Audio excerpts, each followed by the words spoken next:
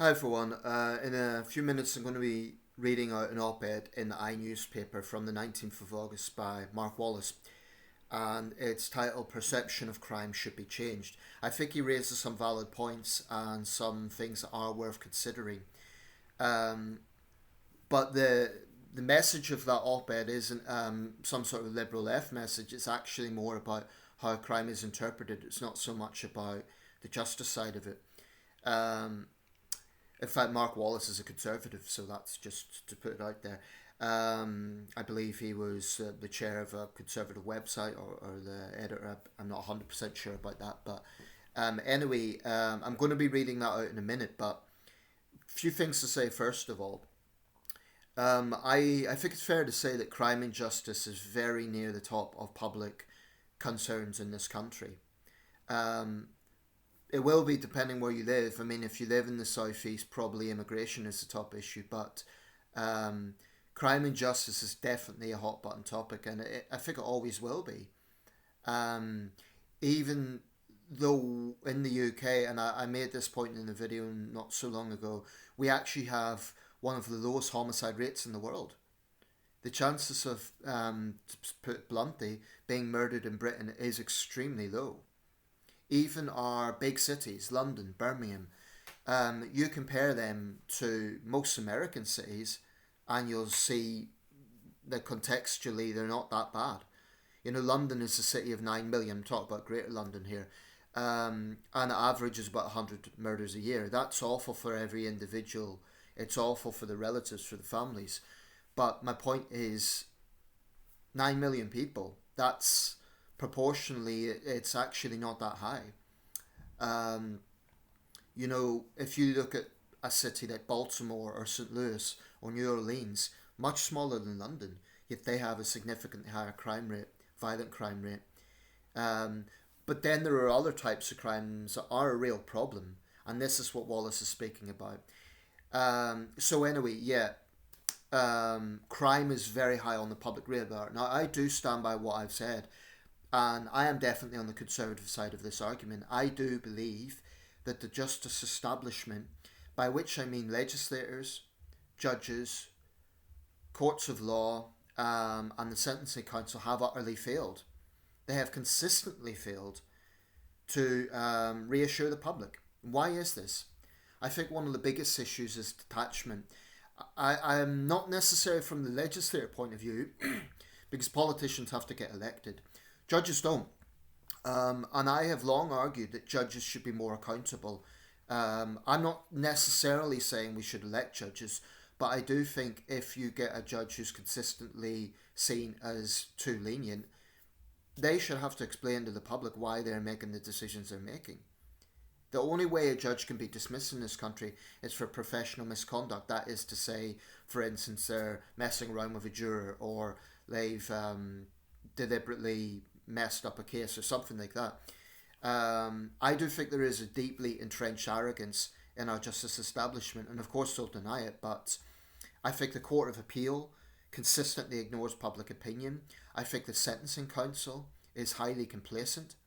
If you go to their website, they have a whole section on sentencing myths. It's quite condescending, and they talk about how the public are misinformed about sentencing. But the premise of that argument is this is the case, and the public's wrong about it. But the sentencing that the public sees is not made up. It's not hyperbole. Those are actual cases. So how can the Sentencing Council say that the public are misinformed? You know, newspapers may pick and choose. They may sometimes use sensationalist headlines, but they can't actually make up a story. Even the tabloids know they'll get in hot water if they just outright make it up, so they can. This country has quite strict press ethics standards. Now, that's not to say that those aren't broken, but they can't just make up a story. They can't do that. So when the public sees like this has been the particular outcome of a particular case, the sentencing council can't say, "Oh, the public's misunderstood that," because that is the sentence that has been passed. Now, it may be true that the public aren't in the court of law; they're not hearing all the evidence that the judge and the jury hear. Um, but I think of what the victims often feel. I think of sometimes you get a case where the jury isn't happy with the verdict, and they were there. So that doesn't quite add up. Anyway, that's my issue with the Sentencing Council. They say they have public consultations, but those consultations do not cover every type of crime, and they certainly don't cover a lot of crimes that people get really worked up about. So to me, it's window dressing. It doesn't really go far enough in terms of reassuring people. And of course, the Sentencing Council is totally unelected. They're made up of ex-police detectives, judges, and so on. And I just don't think they get it. I don't think they grasp public anger. They will say that they do, but if they did, we would see significant increases in sentencing. They just don't. They don't get it. So I do maintain, insist that the justice establishment has a lot to answer for in terms of public frustration. And it's detached. You know, if you feel that a sentence is too lenient, you can write to the Attorney General of England and Wales, who can refer it to the Court of Appeal. But it's hardly ever overturned. I referred a case about a month ago. I haven't heard anything back at all.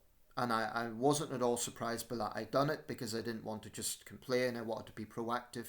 But I knew the chances of it actually being overturned were minimal. So that suggests that the Court of Appeal has a contempt for public opinion. They just consistently ignore it. Their attitude is, we know best, the judge made the right decision, and, you know, the case of Bim Coley, the elderly man who was murdered in Leicester by a 15-year-old, was referred to the Court of Appeal for being overly lenient. The 15-year-old got 7 years. The judge presiding that case, she acknowledged it was a wicked crime, but she disagreed that it was an excessive sentence. And she went on about the fact that he's a minor. My attitude is, if a 15-year-old is going to kill someone, if they are going to do such an evil, extreme thing, I mean, for one thing, why should they get to enjoy the rest of their life still at a very young age? When he comes out, he'll be 22 years old, a very young man. He'll get to enjoy the rest of his life. Now, I'm not saying that a young offender should get the same sentence as an adult, but it should be a hell of a lot more than 7 years. I would start at 15 years. So things like that, I think the justice establishment is absolutely detached. Now, without further ado, I'm going to get into what Mark Wallace is about. It's talking about, which is perception, because although I think that the legal establishment is detached and arrogant and they have a lot to answer for, I also think it is important that people realise, actually, when it comes to actual statistics, the headlines don't necessarily represent the whole picture. And I do think that I do wish the press sometimes would report positive things.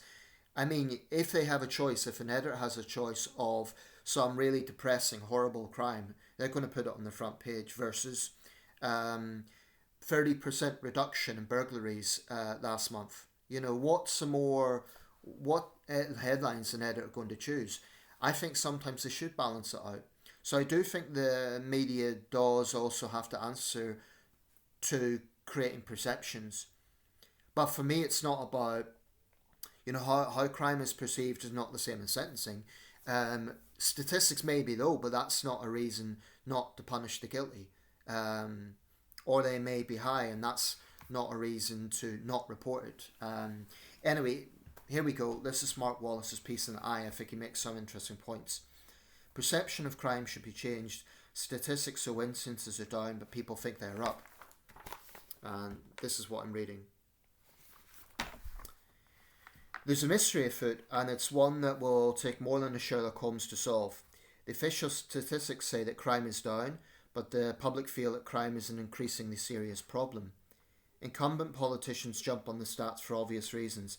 Last week, Sadiq Khan proudly tweeted a graphic showing key crimes are down in London, though tellingly replies were turned off except for people he follows, seemingly anticipating a less and warm response from the general public, because the perception is that Khan has presided over a London that's out of control. I do think that's hyperbole, but, you know, what sort of crimes are we looking at? That's the question. Meanwhile, opposition politicians jump on the public mood. Most famously, Robert Jenrick, the Shadow Justice Secretary, challenged fare dodgers on camera.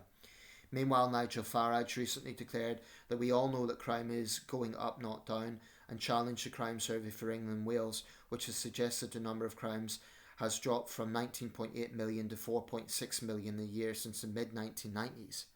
That is a massive drop. 19.8 million a year to 4.6 million a year since, say, 1995. I would question that, honestly. I would wonder what sort of criteria they're using. Anyway, both sides denounce one another. The incumbents are accused of complacency and of patronising the public, while their opponents are in turn accused of Trumpifying the public debate, whipping up fear and defiance of the facts. Just a quick one on those figures, by the way. That's reported crimes. So there may be a lot of crimes that aren't reported. Anyway, why the conflicting narratives? Partly because the picture is genuinely complex depending on the lens you view it through. Crime, and particularly violent crime, has fallen dramatically across the Western world, not just the UK, that's my intermission, for decades, as documented by Steven Pinker's excellent book, The Better Angels of Our Nature. That's a demonstrable fact, and a hugely happy story for human beings as a species. The world is generally less violent than it has ever been. This is something which we struggle to accept as true, but shouldn't be ignored or denied. I'm aware of Steven Pinker. I haven't read his works, but he argued some time ago that the number of armed conflicts had reduced, for example, since the proxy wars of the Cold War in the 1960s and 70s. Although I'm not sure if that would apply in the 2020s, because today we see several major wars going on, plus many so-called minor wars, and there are some very volatile situations that have no signs of abating. I'm not sure how true that would be. I mean, we've seen, I'm just going to mention this briefly, upwards of 300,000 people killed in the Tigray region of Ethiopia in the first 3 years of the 20s alone. You know, so I don't know if there's a lot of conflicts that don't get the sort of headlines of Gaza or Ukraine, but are pretty deadly. So I'm not so sure about that. I'd like to see an updated report on actually armed conflict. But anyway, I'm familiar with Steven Pinker. It is also true that many types of crime have been driven down in the UK. The most stark of these is car theft, particularly due to manufacturers simply making cars harder to nick. Again, good news, but not something that many people dwell on for long compared to the bad news they see around them. At the same time, Farage is right to question whether the crime survey, launched ironically to produce better statistics than police crime reporting in the 1980s, is sufficiently reliable to serve as a basis to dismiss concerns. The survey does, as he says, exclude shoplifting and drug offences, and it caps how many offences are counted per victim. Well, then it's clearly not worth the paper it's written on. I'll come back to that point. The Office for National Statistics noted in 2019 the crime survey was initially designed as a research tool. It was not conceived as being a source of national statistics. To put it mildly, the public do not agree with the stats, or with politicians who tell them that everything's fine. It's a bit like the Sentencing Council having public consultations that don't go far enough. So the crime survey isn't covering every type of crime, and it's not covering the sort of crimes that people care about. According to YouGov, 68% of people believe the crime rate has risen nationally, while 3% think it has fallen and 16% think it is the same. Another poll shows 42% think crime is up in the local area, but only 4% think it has fallen, while 39% think it has stayed the same. For myself, I would honestly say since the 1990s, I would say it's probably about the same. Although in some areas I think it would have risen. Certainly cyber-based crime will have risen for obvious reasons. I don't think that was never my view that it's necessarily risen, although some types of crime perhaps have.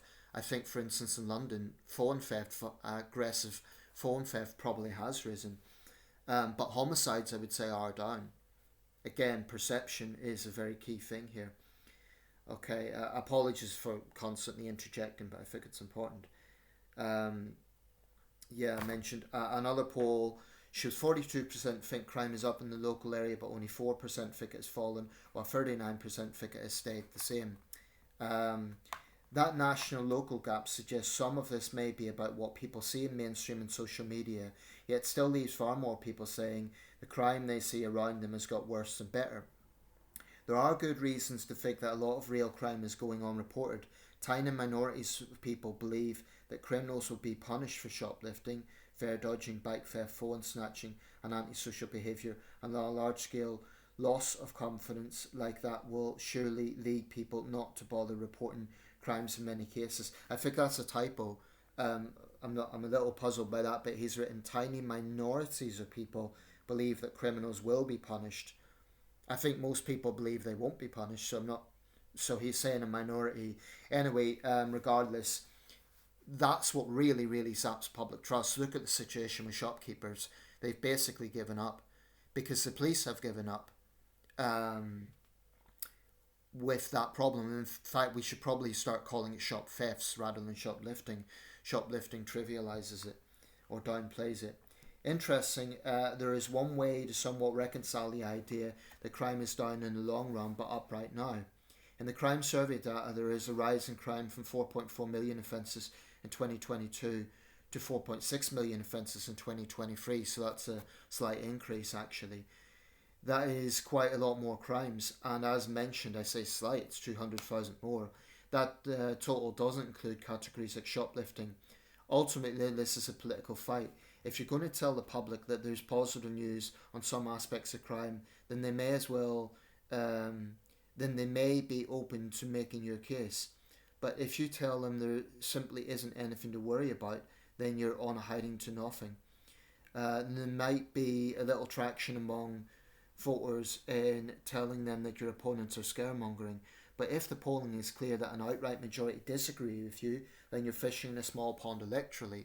In other words, when the left say that Farage is scaremongering, that makes no difference if the public believe what Farage is saying. Because they'll say, well, it's just the elites, shooting the messenger. That will be the attitude that they take. The question, therefore, is how the government should address the issue. Parroting statistics which voters simply don't agree with is of limited benefit. Instead, they must take demonstrable, visible action to change their perception. That doesn't have to mean solving all crime. Sir Keir Starmer nobody expects or wants Sir Keir Starmer to start wearing his underpants on the outside of his trousers and take up a life of vigilantism. Rather, the government could make decent headway by picking the highly visible offences that people find particularly troubling and stomping on them hard. Shoplifting, fare dodging and graffiti spring to mind as obvious low-hanging fruit. Large numbers of offences are committed by relatively small numbers of people. The impact is highly visible. Does a low-crime society need to put security tags on blocks of cheese in your local co-op? And the brazen nature of the criminality is tailor-made to go viral when footage is shared online. By the same token, fighting this could and should be very visible too. Start slapping cuffs on the people stuffing their jackets of steak and bottles of wine. Take over the role of grabbing fare dodgers from your political opponents and get them met doing it instead. Film it and put it on social media relentlessly. The public will be delighted to share the good news. I think that's very, very true. I think Wallace is onto something there. I'm kind of surprised he didn't mention the broken window policy, which was utilised by Commissioner Bill Bratton in New York City and adopted by Rudy Giuliani as mayor. These days, Giuliani's more seen as a lackey of Donald Trump, but to his credit, I do think he had some significant success as mayor of New York City. And it went from being one of the most dangerous cities in North America, in the 80s and early 90s, New York was a byword for violence and crime, to being one of the safest big cities in North America. So that is a significant achievement and something to celebrate. Likewise, in the UK, what do people see? They see shop thefts going unpunished. They see a police that don't seem to care. And again, Wallace didn't mention this, but I think policing is a very, very key issue. Because if the police are spending time telling off a shopkeeper for putting a message up, telling customers why he has to put a cabinet under lock and key because scumbag thieves have stolen from him, if they're prioritising that rather than actually saying how do we help this victim of crime, it's an absolute disgrace.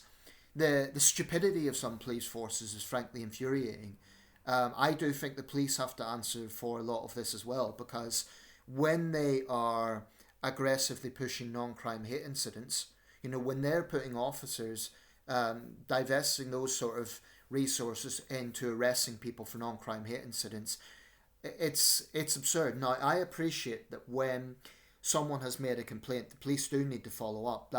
They have to do that, but they have to use common sense.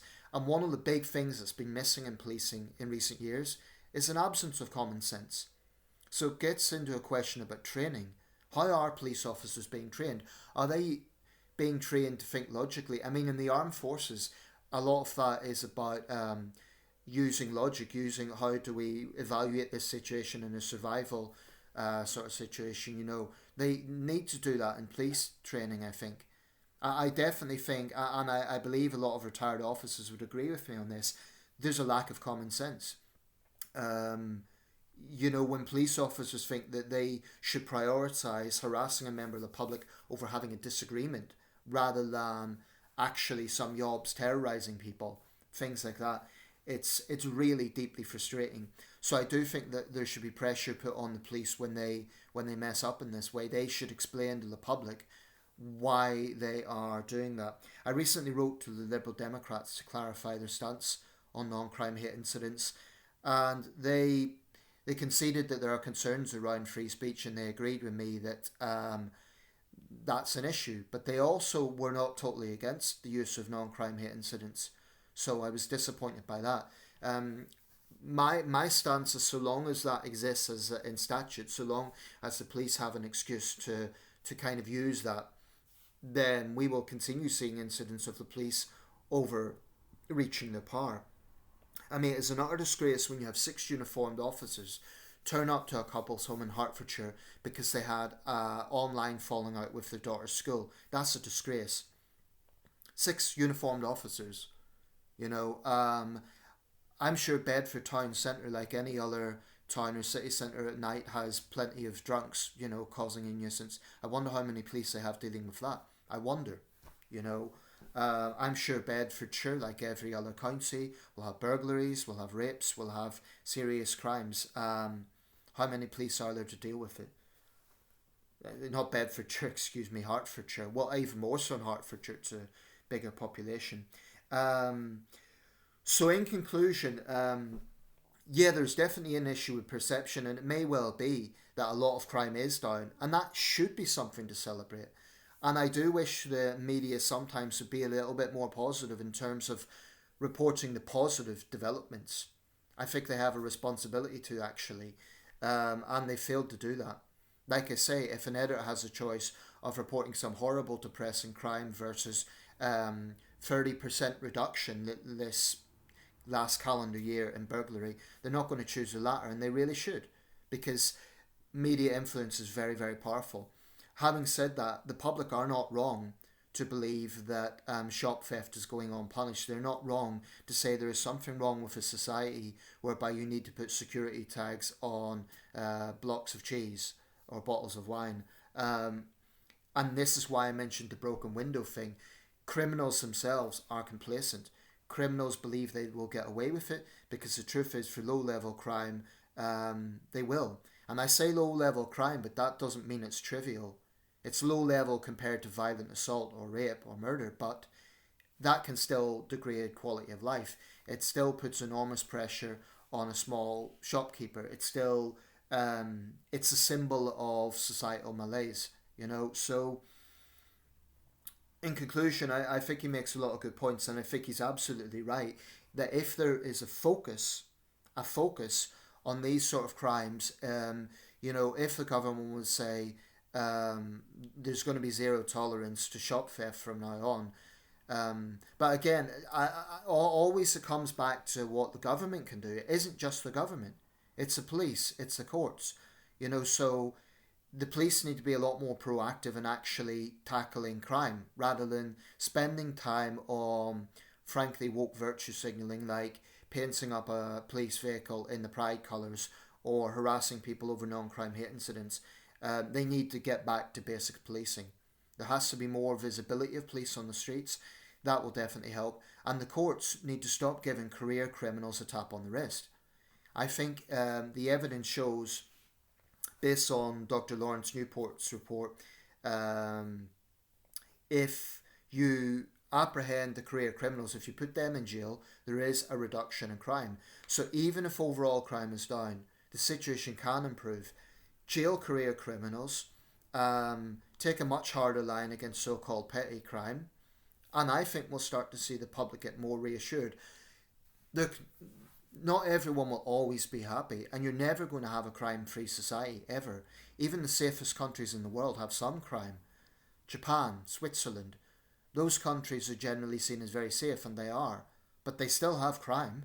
It's not like it's non-existent. So even countries that are very successful in this regard are not crime-free. Britain is relatively safe.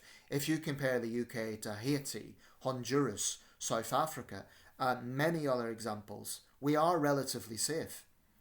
But nevertheless, people get infuriated when they see that a crime has happened and the criminal is not punished or receives a punishment that just doesn't match the gravity of the crime. It infuriates people.